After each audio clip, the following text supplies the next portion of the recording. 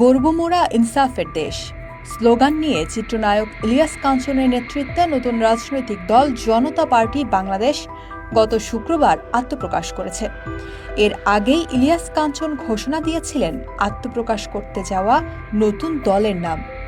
দলের নাম নিয়ে ইলিয়াস কাঞ্চনের তীব্র সমালোচনা করেন জনতার অধিকার পার্টির চেয়ারম্যান তরিকুল ইসলাম ভূঁইয়া।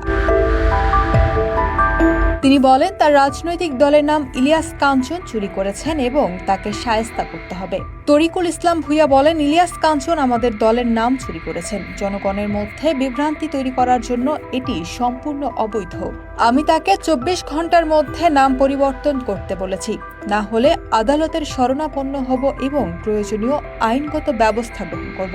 বৃহস্পতিবার জনতার অধিকার পার্টির কেন্দ্রীয় কার্যালয়ে এক সংবাদ সম্মেলনে তিনি কথা বলেন। পিআরপি চেয়ারম্যান বলেন, গত 17 বছরে আপনার কোনো খোঁজ খবর ছিল না। চলচ্চিত্র সমিতিতে জায়গা না পেয়েও এখন রাজনীতির মাঠে আসলে একটু সম্মান পাবেন, বঙ্গভবনে যেতে পারবেন।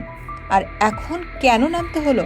সুসময় এসে আপনি এখন দল বানাবেন, সামনে পার্লামেন্টে যাবেন, বঙ্গভবনে যাবেন, পিঠের চামড়াও থাকবে না, পায়ের আঙ্গুলও থাকবে না। নায়ক থেকে রাজনীতিবিদ হওয়ার স্বপ্ন দেখছেন। অভিনয় এবং রাজনীতিবিদ এক জিনিস নয়। আর শেষ বয়সে এসে উনি কেনই বা এই রাজনৈতিক আকাঙ্ক্ষা ওনার মনের ভিতরে উত্তাল হয়ে জন্মগ্রহণ করছে। আরো একত্রিত হয়েছেন কার সাথে? শওকত মাহমুদের সাথে। যিনি গত 17 বছর আওয়ামী লীগ সরকারের ফাঁদে পা দিয়ে দেশের বিরুদ্ধে নানান ধরনের ষড়যন্ত্রে মেতে উঠেছিলেন। তরিকুল ইসলাম ভূঁইয়া অভিযোগ করেন, ইলিয়াস কাঞ্চনের গঠিত রাজনৈতিক দলের নাম জনতার অধিকার শব্দের সঙ্গে সাদৃশ্যপূর্ণ, যা সাধারণ মানুষের মধ্যে বিভ্রান্তি তৈরি করছে। তিনি বলেন, ইলিয়াস কাঞ্চনের দলের নাম আমাদের দলের সঙ্গে প্রায় অভিন্ন, যা জনসাধারণের মধ্যে বিভ্রান্তি তৈরি করতে পারে। এ কারণে আমি 24 ঘন্টার সময়সীমা দিয়ে নাম পরিবর্তনের আহ্বান জানাচ্ছি।